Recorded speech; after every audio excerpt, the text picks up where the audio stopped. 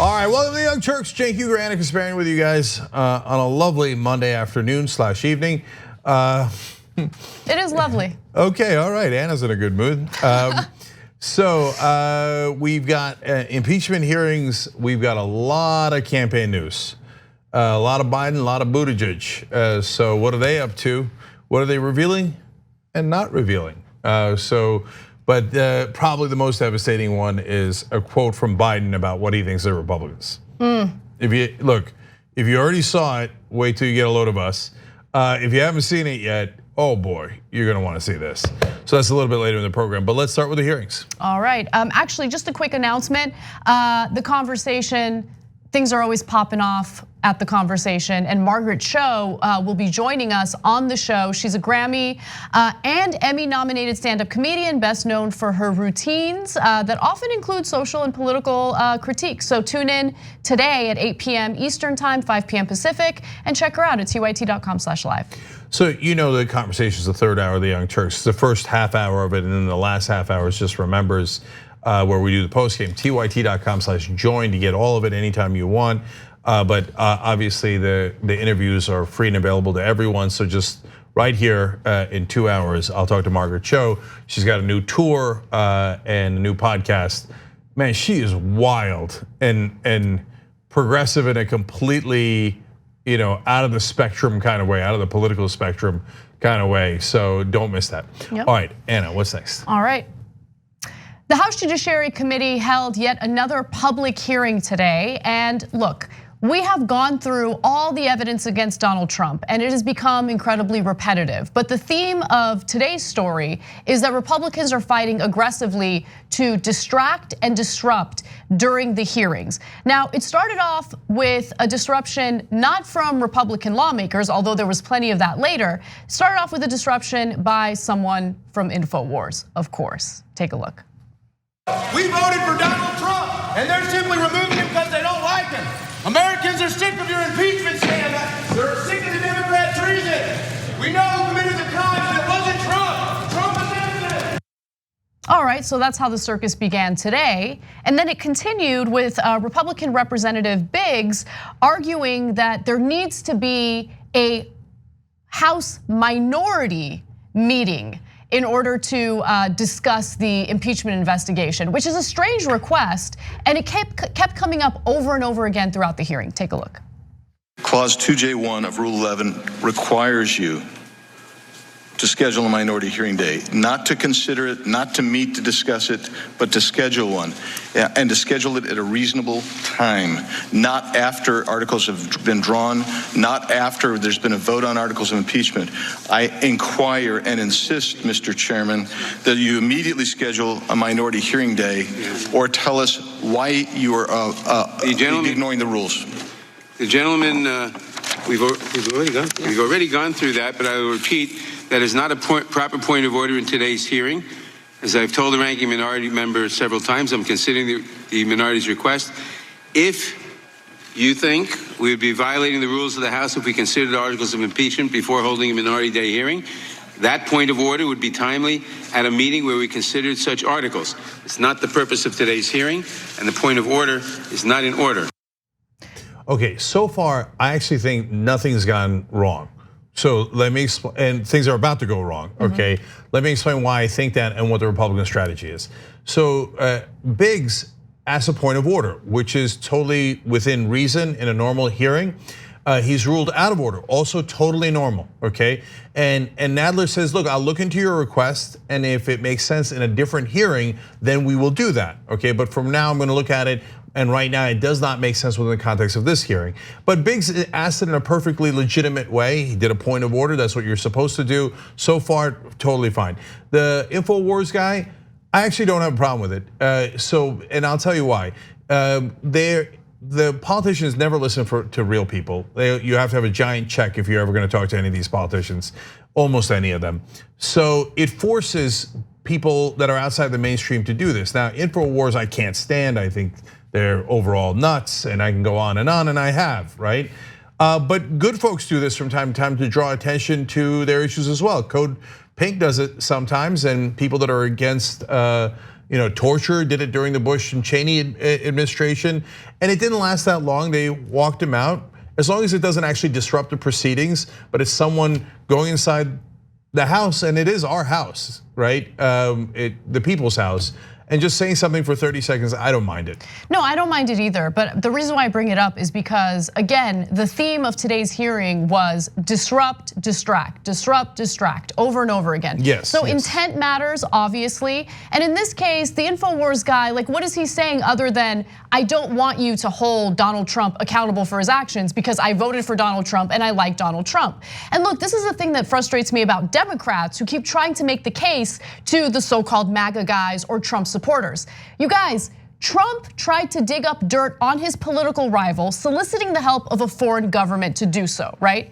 Do you think that Trump supporters think that's a bad thing? They know he did it. There's an abundance of evidence showing he did it. They don't care. Yeah. They're never gonna care because if Trump is gonna cheat to increase his chances of getting reelected, they're all for it. They love it. They don't care about democracy. All of this nonsense about protecting our democracy, it's nothing more than a joke. Because the fact of the matter is, Trump's voters, Trump supporters don't care about our democracy. They care about gaming the system to their advantage. So stop trying to make the case to them. It doesn't matter to them. So Anna, you make a great point that I hadn't considered about the substance, if you can call it that, of the InfoWars protests. The reason that Code Pink does it is because no one will hear them. Not only the Republicans won't hear them, but the Democrats wouldn't hear them. And so when they would call Rumsfeld a war criminal, even the Democratic Party would jump up and be like, whoa, hey, we're on the club now. Don't get carried away. And so they had no outlet for that voice. And that's why sometimes they would have to shout out in the middle of hearings and then be removed, et cetera. Whereas the InfoWars guy is saying what every single Republican politician on that committee is about to say. Right. I think Trump is innocent. I like him, you don't. This is about overturning the election. That's literally what every single Republican politician says. So it added nothing to the conversation other than, look at me, daddy. Okay. That's 100% right, exactly. Well, yeah, and so it's a great point that you made, right? So you're 100% right in summarizing the great point that I made. Okay, and so, and now I don't want you to get me wrong about Biggs either. So why are they trying to distract in this way? No matter how meticulous the Democrats are in how they follow procedure in the House, the Republicans will look through the rule book, as you saw Biggs doing there. 2JBCA says that I found a rule that doesn't even apply to this hearing, but it's something that I'm gonna hang my hat on and say, can you believe the Democrats haven't followed 2JCBA1? Okay, exactly. And so if it wasn't that, it would have been 2JBCA2, right? And so they're just looking for an excuse to make it seem like the Democrats are not giving Trump's side. But remember, one, Trump can come testify at any time. Two, they're saying you're not giving the Republicans a chance. Every one of you gets to speak at this hearing. Exactly, and did. Yes. So look, understand, they claim they want this minority hearing. Nadler is not saying, no minority hearing, F off. He's saying this is not the correct hearing to have a discussion about that, but I'm open to the notion of having this type of minority hearing, so let's discuss it when it's appropriate to discuss it, let's move on. But as you see from the hearing today, that issue keeps coming up over and over again, even though it has nothing to do with the substance of the accusations against Trump. And look, that's the purpose. They want to distract from the evidence and the accusations against Trump. So things continue to get heated as the hearing goes on. And in this next clip, you're about to see Doug Collins, a Republican, go at it with Jerry Nadler. And then later, of course, Republican Matt Gaetz gets involved as well. Mr. Chairman, since I've been implicated in this, I'd like to ask. Without objection, our comments have not. Without objection, all other opening statements will be included in the record. Reserve my point of objection on that. Okay, the point of objection. I have a question. You've brought my name into this. The gentleman. You have brought my name into this. The gentleman will suspend. The gentleman is recognized. Okay, thank you, Mr. Chairman. It's telling me that you're considering something you have nothing to consider, and you have told me that, I'll admit on record, is nowhere close to actually following your duty as a chairman to follow the rules. And so I think the point of order is very well taken. I think the issue that we have is not, I think your timing is, show me please in the rule, have your parliamentarian show me in the rules where you come to a time of actually being able to deny this up at a certain point. Further reserving the right to object. As I have said, Further reserving the right to object. I have said the point of order would be in order at the meeting where we are considering articles. Further reserving the right to object. We will now hear presentations. Mr. Chairman, I appeal the decision of the chair. There's no decision to appeal. There was not a ruling and a motion. We will now hear presentations. There's a ruling on the point of order. You made a ruling on the point of order. You made a ruling on the point of order, Mr. Chairman. You can't then not allow us to appeal the ruling of the chair. The gentleman will suspend. You do have to rule. It was not a cognizable point of order. It was not a cognizable point of order. It was not in order at this time to make that point of order. There is no ruling to appeal. So it just kept going on, and it wastes time. That's exactly what they want. All it does is it wastes time and it distracts. And the second thing that they want is to be able to cry injustice. Like, oh my God, they're so unfair to us. They have not recognized their point of order. You can't talk over the chair. They're also, the last part of this is that they're basically beginning to threaten chaos. Well, we're just not gonna follow any of the rules. So that's why I said in the beginning when they raise a point of order, nothing wrong with that. That's exactly what you're supposed to do, even if we don't agree with their point of order. But once you start talking over the chair, okay, we're devolving into chaos. And remember, Republicans have done this in other contexts, and it was wildly effective, unfortunately. Remember when they got all their lobbyists to pretend to be real voters in Miami-Dade, and they stopped the votes getting counted in Bush v. Gore, and it made all the difference. And so that was, they literally started banging on the door and they created chaos and they scared the vote counters inside until they stopped counting the votes. And it bought them enough time and delay to kick it over the Supreme Court and have the Supreme Court go, oh, it's too late, we can't count anymore, we're just gonna declare Bush the president. So the reason that Republicans go outside of the rules and laws while pretending that they care about the rules is because it works for them. It's borderline fascism when you go outside the laws and the rules. And unfortunately, it's been encouraged in this country for far too long from only one party.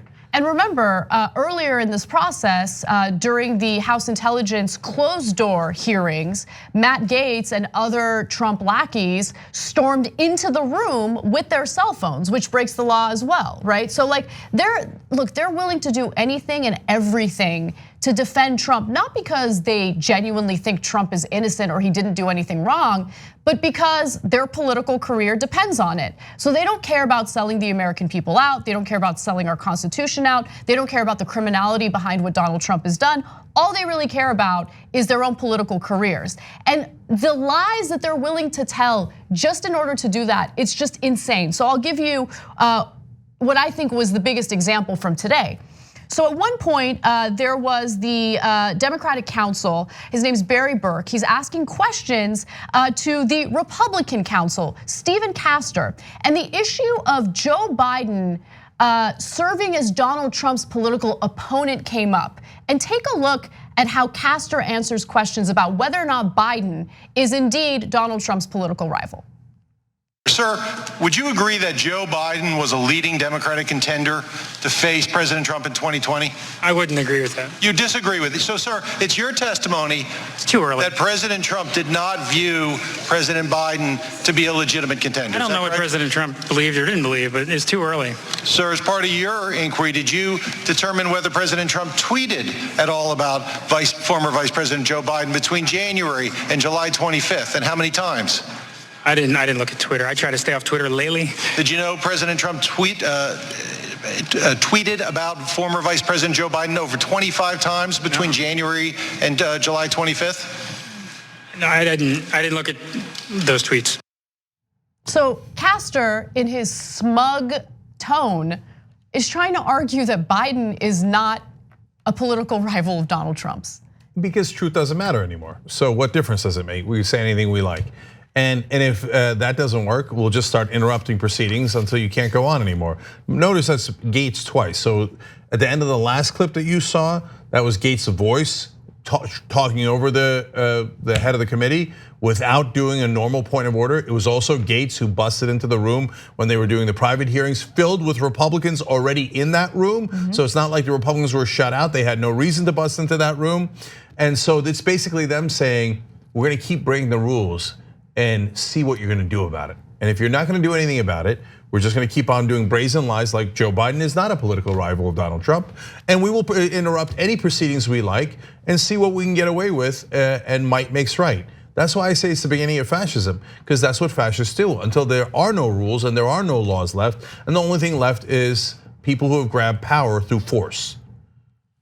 Well, there was a circus today in that hearing, but one of the biggest clowns who wasn't in that room is Ted Cruz, and he defended Donald Trump in his own way on cable television, not on cable television, on Meet the Press. So let's talk about that. So Ted Cruz was on Meet the Press with Chuck Todd, and he decided to resurrect an already debunked conspiracy theory about Ukraine. In fact, the lie was so ridiculous that producers can be heard laughing in the background. Take a look. You believe Ukraine meddled in the American election in 2016? I do, and I think there's considerable evidence. You do? You do? Yes, and Chuck, let me say. This is, Senator, this sort of strikes me as odd, because you went through a primary campaign with this president. He launched a birtherism campaign against you. He went after your faith. He threatened to, quote, spill the beans about your wife about something. He pushed a National Enquirer story, which we now know he had a real relationship Chuck, with the editors of the National Enquirer. Dragging up all that garbage. Senator, that's very kind of you. Let me ask you this. Is it not possible that this president is capable of creating a false narrative about somebody in order to help him politically? I do like that follow-up by Chuck Todd. Like you got unmanned by Donald Trump. You're really gonna defend him and lie for him on television right now? Right, now remember, that's not the ostensible reason that he's doing it. He's saying, look, you're backing a conspiracy theory by the president. Remember all the conspiracy theories he did about you. So you of all people would know that Donald Trump is perfectly capable of coming up with wild, insane conspiracy theories like your dad killing JFK. That was a theory that Trump pushed. And then Cruz says, well, haha, I appreciate you bringing up that garbage. But remember, that was garbage that Trump did against you. So now when you back up his garbage about how Ukraine interfered with an election that no American intelligence official believes. In fact, American intelligence officials testified in these hearings saying it is Russian propaganda, and anyone who repeats it is helping the Russian state do propaganda in America. We know that definitively because of US intelligence, and yet you do it on national television and you spread that garbage. It's the least that anyone could do to ask you that follow-up question, and credit to Chuck Todd, because it is an excellent follow-up question. Absolutely, and he's not the only one making that point. In fact, a Republican strategist, Susan Del Percio, says the following: how shameless they can be in defense of a man who not only would never defend them, but a man, Trump, who viciously attacked Cruz's wife, viciously attacked his father, and viciously accused him of having an affair with 5 different women, which is funny every time I hear that. Yeah, it's like the best accusation Ted Cruz has ever had. He's like, 5 women in my lifetime being attracted to me? I don't think so. He's like, but keep spreading that rumor. So even though Republicans like Senator Kennedy keep bringing up this Ukrainian conspiracy theory, I just want to make sure that people are armed with the truth on what's really going on, because they keep citing articles like, oh, there was an article in Politico or in The Economist indicating that Ukraine did in fact meddle in our elections. But if you go back and you actually read those articles, you'll notice that they don't actually back up what Republicans are saying. In fact, PolitiFact caught up with Senator Kennedy after he made his accusations about Ukraine, and they asked him to send the articles that he was referring to in various interviews, right? The Economist and Politico. And so he sent them 8 links. PolitiFact looked into every single one of those links, and not a single one of them actually backed up what Senator Kennedy was saying. No, right? Republicans making things up? Look, we know that, But like the whole point of doing this show is to give you guys the truth and the facts, so when you come across these ridiculous conspiracy theories, you can debunk them yourselves. So just going back to what Kennedy had said, Russia was very aggressive and they're much more sophisticated, but the fact that Russia was so aggressive does not exclude the fact that former President Poroshenko, former president of Ukraine, actively worked for Secretary Clinton. Now that is not true at all. Did Poroshenko prefer Hillary Clinton to get elected over Donald Trump? Yes, because Hillary Clinton was much more aggressive against Russia, whereas Donald Trump during the election was making excuses for Russia left and right. Now, let's talk about what we found through PolitiFact. So news coverage shows Ukrainians preferred Hillary Clinton because she was tough on Russia. However, the articles Republican lawmakers refer to don't show a vast top-down approach ordered to boost Clinton. So look, it's one thing to have politicians, in various countries prefer specific candidates, or maybe they write op-eds preferring a specific candidate. But is there an orchestrated top-down campaign to meddle in US elections in order to get that candidate elected, right? And in the case of Ukraine, there was not. Plain and simple. So easy to understand. For example, Bernie Sanders might like Evo Morales in Bolivia, but did he help him in his election in a way that interfered with their electoral process? Of course not. So that's all the difference in the world. So if, for example, Vladimir Putin said, man, I really like Trump over Hillary Clinton because Trump will do anything I say, either because I own him or he's an idiot. It doesn't matter, but I like him. But then he doesn't do anything else. And there is no the trolls, the bots, the fake ads, and all the things that they did. By the way, they attempt to get into the voter rolls also from Russia. If they don't do any of that, then who cares what Putin thinks? Okay, Putin wants Trump instead of Hillary Clinton. That's not interesting. His actions in interfering with the election is what's important. And it doesn't look like there's any evidence of that from Ukraine, and there's overwhelming evidence of that from Russia. Just a tiny bit more. Again, this is from PolitiFact. Republicans frequently mention a 2017 Politico article which focused on the work of a Democratic political contractor who tried to dig up dirt on Trump and his advisors. We vetted and found that the GOP has used its findings selectively. So let's get a little more specific. The article itself cautions that the actions of the Ukrainians to oppose Trump were not as expansive or as centrally controlled as the election interference by Russia. Those nuances, though, have been ignored by Trump allies who have chosen to play up the Ukrainian efforts outlined in the article rather than the more extensively documented Russian meddling. And remember, guys, all the intelligence folks that are testifying are people in the Trump administration. So it's not like we're going back to Jimmy Carter's people and they're saying, well, look, we're out of power, but it looks like to us the Russians meddled in this election because we don't like Trump. No, it's the entire intelligence community.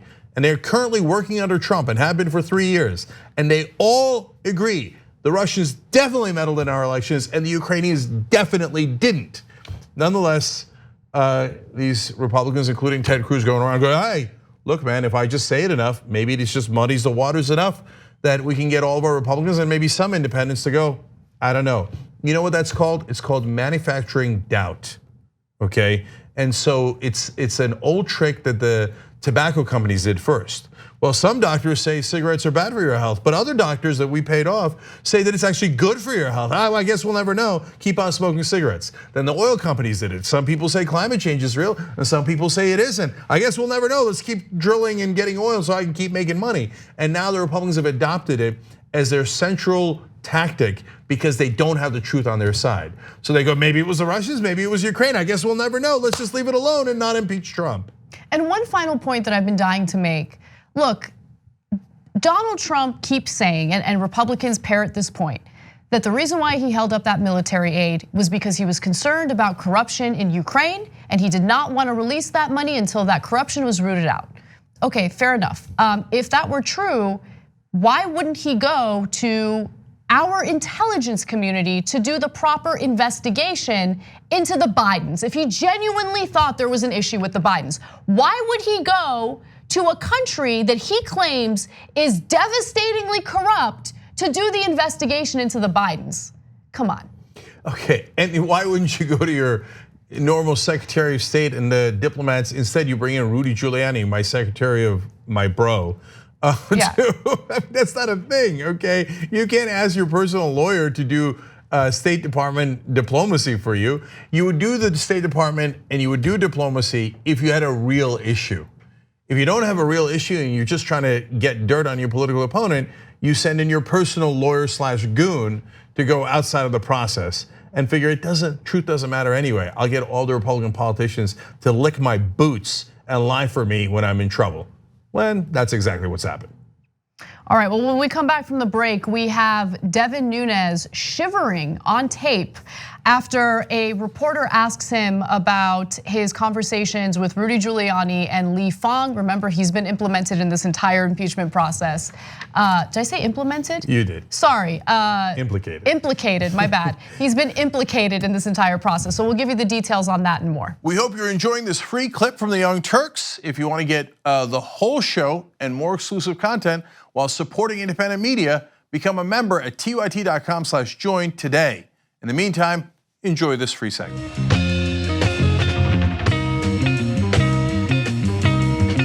All right, back on the Young Turks. Meg with an interesting comment in the member section. I have loved Margaret Cho longer than I have loved myself. True story. Wow. Wow, okay, that is, you should have loved yourself longer, but okay. Yeah, I agree. Okay, but thank you for being honest, Meg. Margaret is on the show at 8 o'clock Eastern tonight. I'm going to talk to her about her latest projects. Progressive Marcia says, thank you TYT for keeping us informed about things that no mainstream media will ever let us know about. Love you guys. Thank you, that's very, very kind of you.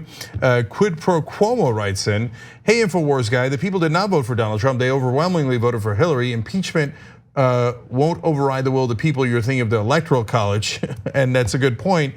I just want to say real quick, look guys, when some Hillary supporters say, oh yeah, Hillary won, it's not how it works, she didn't, okay? On the other hand, when Trump supporters say he has a mandate, are you kidding me? He lost the popular vote by about 3 million votes. That is the exact opposite of a mandate, okay? Oh, well, you know, the way the Electoral College is structured, he got a lot more votes because of the, less populous states of the blah, blah, blah, blah. What are you talking about? Not only is it not a mandate, he did not win the popular vote. He was less popular. In a normal democracy, he would not have won at all, okay? In a real democracy, the person who gets less votes doesn't win. So this idea that, oh my God, overturning the will of the people. By the way, if that was true, there'd also be no impeachments ever. If you think about it, if you get elected, an impeachment in that line of thinking overturns the will of the people. But yet it's in the Constitution. The reason for that is it doesn't overturn their will. It just says since the guy got elected, it turns out he's done some terrible things. And so we need to remove him because that is constitutional process. Yeah. Okay, there's so much more, but we got to go on. We got so many more stories. Thank you for writing in, guys. Really appreciate it. So, Republican Representative Devin Nunes has been implicated through the impeachment investigation. Lev Parnas, who is a business associate of Donald Trump's personal attorney, Rudy Giuliani, has shared information with investigators regarding how Devin Nunes was in contact with both him and with Rudy Giuliani in trying to dig up dirt on Donald Trump's political rival, Joe Biden. Now, investigators were able to obtain the phone record showing that Representative Nunes absolutely did have those conversations, those phone calls with Lev Parnas and Giuliani. We don't know the content of those calls yet, but what we do know is that Devin Nunes does not want to answer any questions about them. This is where Lee Fang, who is a wonderful reporter, I can't say enough great things about him, for The Intercept, comes in. He goes to a Republican fundraising event, runs into Devin Nunes and wants to ask him about these phone calls. And take a look at how quickly Nunes runs away from him. Excuse me, I hate to interrupt. Hey, Congressman Nunes, I just want to ask you really quickly, what were your calls with Lev Parnas about? Were you asking about the effort to investigate Hunter Biden? Congressman Nunes. Try to ask him if he would talk about his calls to Lev Parnas, if he was part of the effort to investigate Hunter Biden. Hey, Congressman Nunes, I just want to ask you about your, I'm a reporter from The Intercept. I want to ask you about your calls to Lev Parnas. What was the content of those calls? Were you part of this effort to pressure the Ukrainian government to investigate Hunter Biden? Thank you, Congressman. I just want to go to this next clip that really emphasizes how much Nunes is trembling as he's being asked these questions. Love it. What was the content of those calls?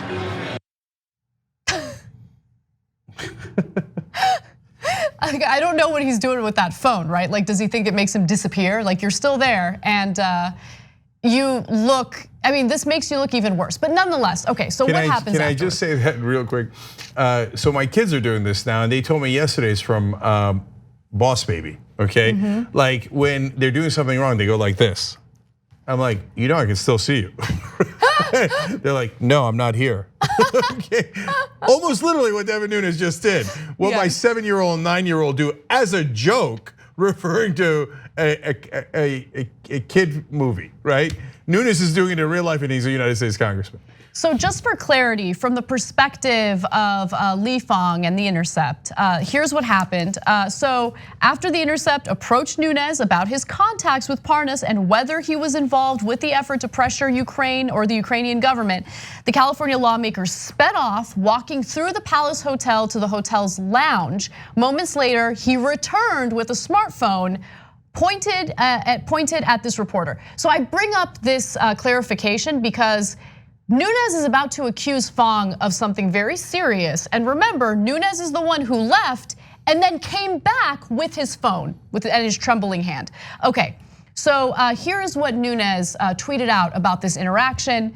This guy stalked me in hotel lobby after my appearance on Fox and Friends Saturday AM. Maybe he was in Vienna with CNN, #Goodnight Vienna. So he accuses Li Fong, a reporter, of stalking him, which you clearly saw he did not do. And then he posts a picture of Li Fong along with that tweet, which, by the way, Li Fong looking real good in that picture. So look, this one is a little bit more bipartisan. Politicians run from reporters, unless they're prearranged friendly reporters.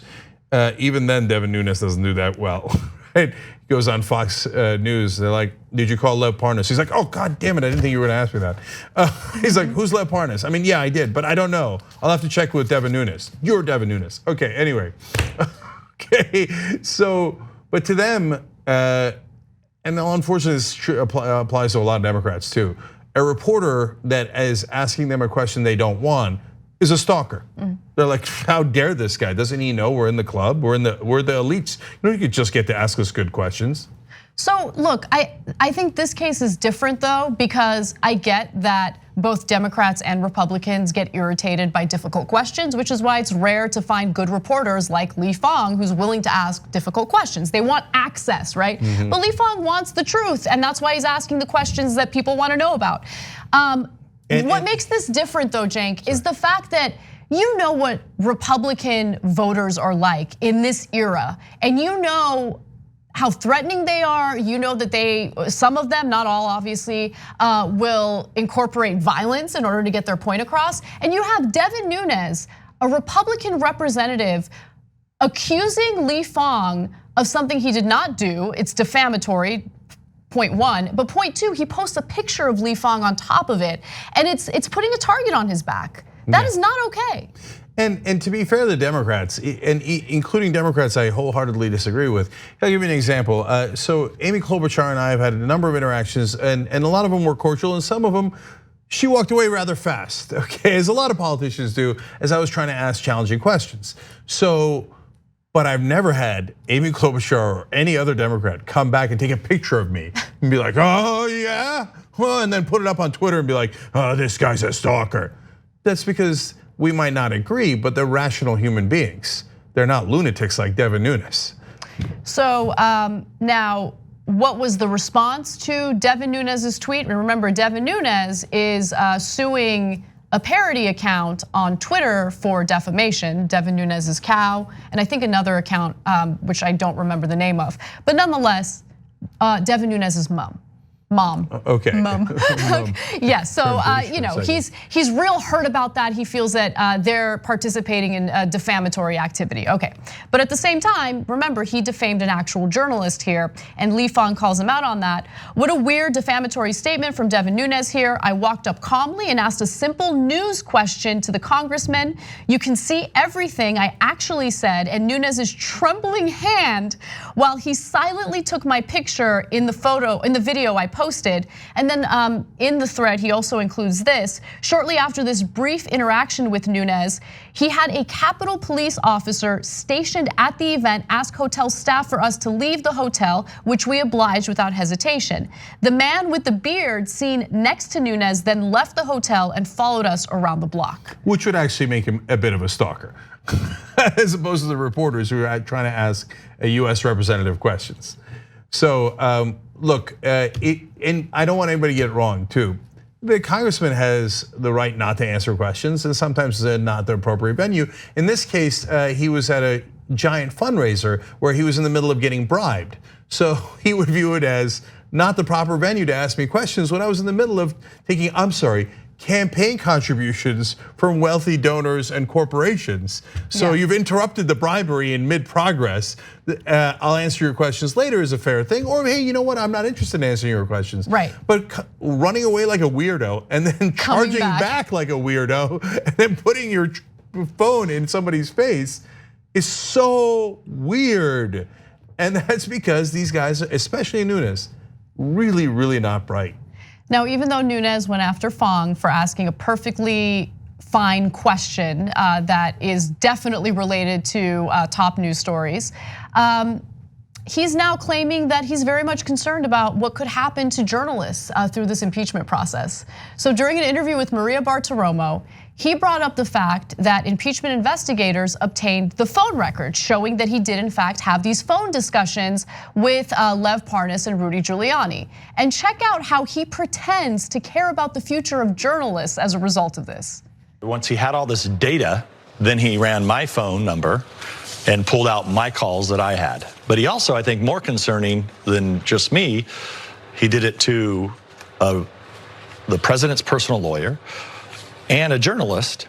I think the Republican members of Congress, they have to be concerned because if they ever spoke to any of these people, their records could be released. And I think journalists should be concerned because if journalists ever spoke to Rudy Giuliani at any time that the Democrats decide that they don't like what a journalist has done or what another member of Congress has done, they can just release these. This is very concerning. Okay, I have news for you.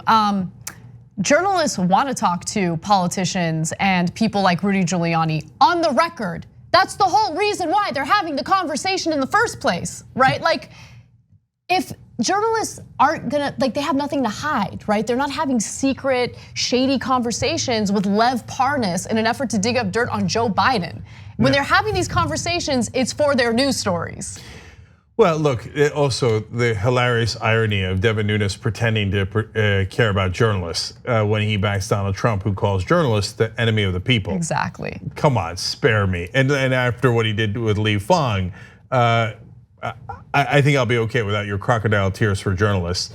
And then animate this point while we were watching the video. That show is theoretically called Sunday Morning Futures. That's the name of the show. Meaning stocks, because they're on Fox Business. You see it? Yeah. Sunday Morning Futures, and it's about the stock market. On Devin Nunes talking about nothing to do with business. And next, Steve Bannon. I have literally never seen Fox Business talk about business. Right. And we have now covered hundreds of their clips. It's ridiculous. Anyway, Devin Nunes did answer a question about his conversations with Lev Parnas, and we will give you the details on that after the break.